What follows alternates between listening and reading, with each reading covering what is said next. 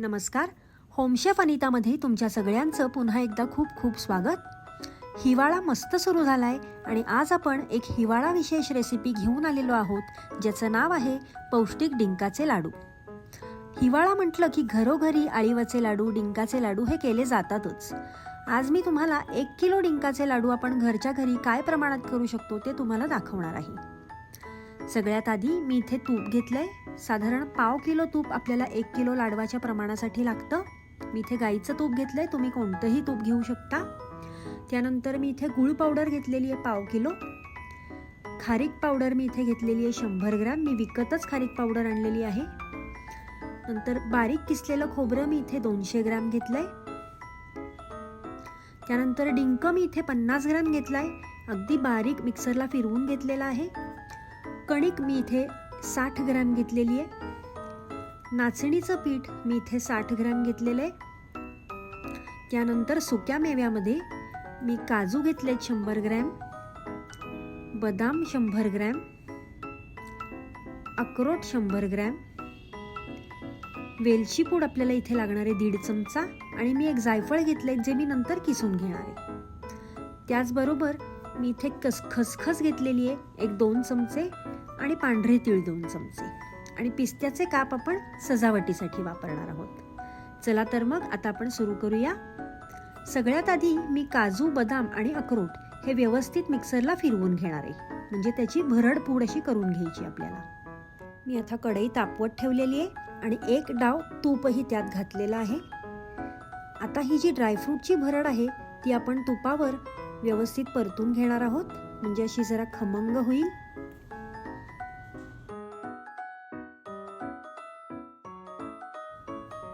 एक 2 ते 3 मिनिटं परतून झाल्यानंतर आपण एकावर एक आता हे सगळे जिन्नस एका कुंड्यामध्ये काढून घेणार आहोत.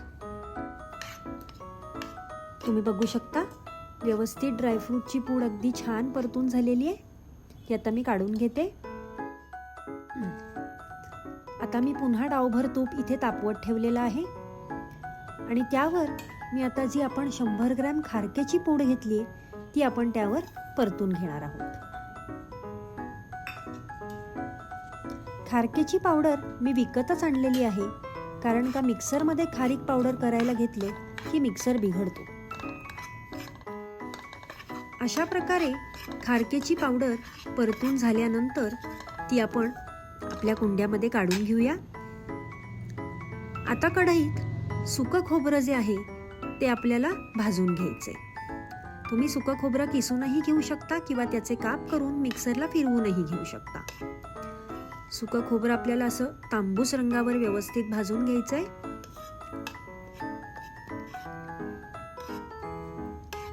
तुम्ही बघू शकता आपलं सुकं खोबरं व्यवस्थित भाजून झालेलं आहे.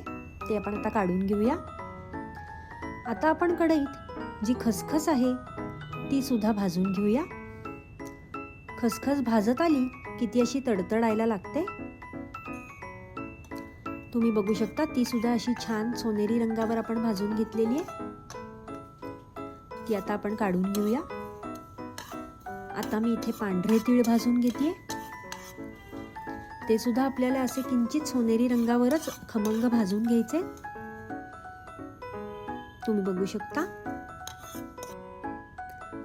आता मी कढईत पुन्हा तूप तापवत ठेवलेलं आहे आणि त्यामध्ये मी आता जी आपण नाचणीचं पीठ घेतलंय ते आपण आता परतून घेऊया. अशा प्रकारे आपलं नाचणीचं पीठ अगदी खमंग भाजून झालेलं आहे.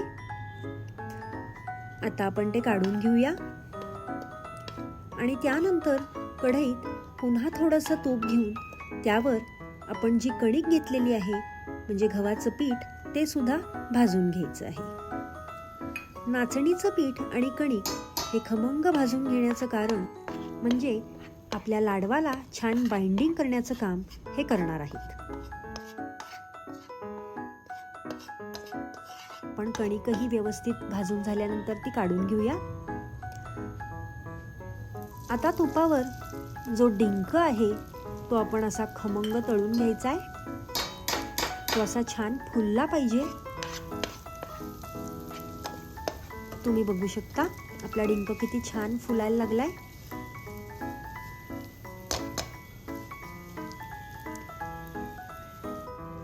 असा डिंक व्यवस्थित फुलल्यानंतर त्यामध्ये जी गूळ पावडर आपण घेतली आहे ती आता आपण घालणार आहोत.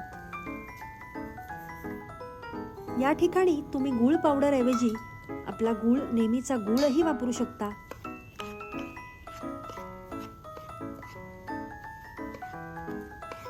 आता डिंक आणि गूळ पावडर असं व्यवस्थित एकजीव झाल्यानंतर आपल्याला गॅस बंद करायचा आहे.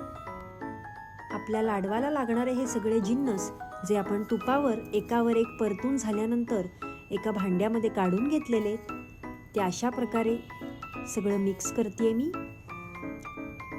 तुम्ही बघू शकता. असं सगळं हाताने व्यवस्थित मिक्स केल्यानंतर आपण त्यामध्ये वेलची पावडर घालणार आहोत आणि जे जायफळ घेतलं होतं ते सुद्धा किसून त्याची पावडर आपण आता त्यामध्ये घालणार आहोत. आपण प्रत्येक गोष्ट ही तुपावर परतून घेतलेली आहे, त्यामुळे आपल्या लाडवाच्या मिश्रणात भरपूर तूप आहेच आहे. पण समजा जर तुम्हाला मिश्रण थोडंसं कोरडं वाटत असेल तर तुम्ही किंचित तूप घालून हे लाडू वळायला घेऊ शकता. तुम्ही बघू शकता आपले लाडू अगदी व्यवस्थित वळून तयार होत आहेत.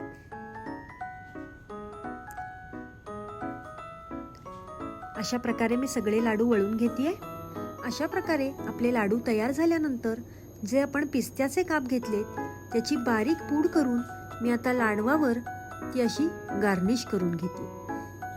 तुम्ही बघू शकता किती सुंदर दिसत आहेत आपले डिंकाचे लाडू. अशा प्रकारे आपले पौष्टिक डिंकाचे लाडू अगदी मस्त तयार झालेले आहेत. तुम्हाला हा व्हिडिओ आवडला असेल तर जरूर लाईक आणि सबस्क्राईब करा. भेटूया पुढच्या आठवड्यात.